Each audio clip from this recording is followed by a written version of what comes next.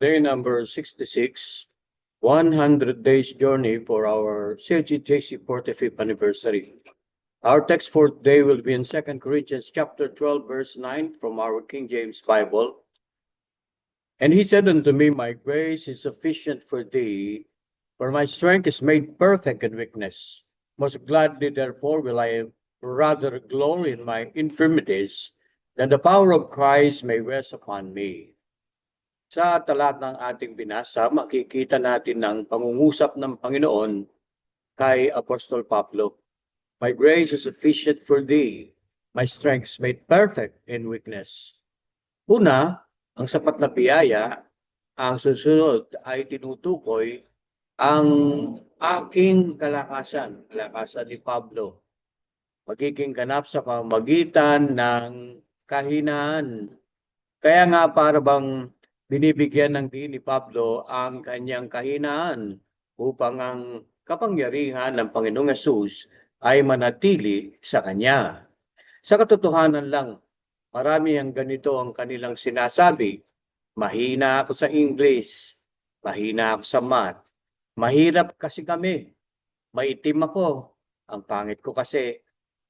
Kapag ang isang tao ay nagkaroon na ng tunay na ugnayan sa Panginoong Hesukristo, ang mga dahilang ito ay magpapababa sa kakayanan ng isang individual ay unti-unting babaguhin ng Diyos. Siya ay magsisimulang makakita ng pagkilos ng Diyos sa pamamagitan ng kanyang biyaya.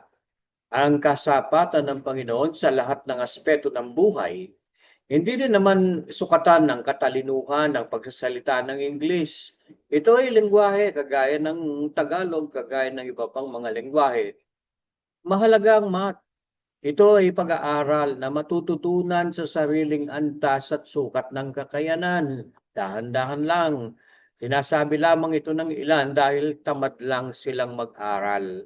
Ang kahinaan naman ay hindi sukatan ng kahirapan, na hindi kasukatan ng pagkatao.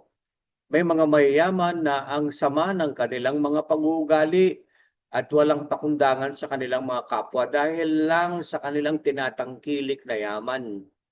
May kasabihan tayong mga Pilipino, ahanhin mo ang palasyo kung ang nakatira ay kwago. Pipiliin ko ang kubo kung ang nakatira ay mabuting tao. Ang kulay ng balat at ang anyo ng tao ay paimbabaw lamang, skin deep away, ika nga. Tatagos pa tayo ng malalim kapag tayo ay humantong sa hukay, lahat tayo ay magmumukhang kalansay. Tanggapin natin ito. Meron tayong mga kahinaan. Yakapin natin ang pagbabago dahil sa Panginoong Hesukristo. Ang kanyang kapangyarihan ay gagawa at kikilos sa ating mga buhay.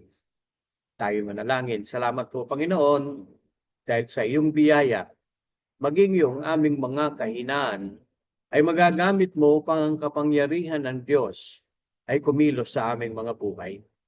Sa aming mga kahinaan, tutulungan mo po kami, Panginoon, at gagamitin ito ang kapangyarihan ng Diyos ang siyang makikita sa aming buhay. Sa buong maghapon, Panginoon, ang inyong kapangyarihan ay aming maranasan sa pangalan ni Jesus. Amen.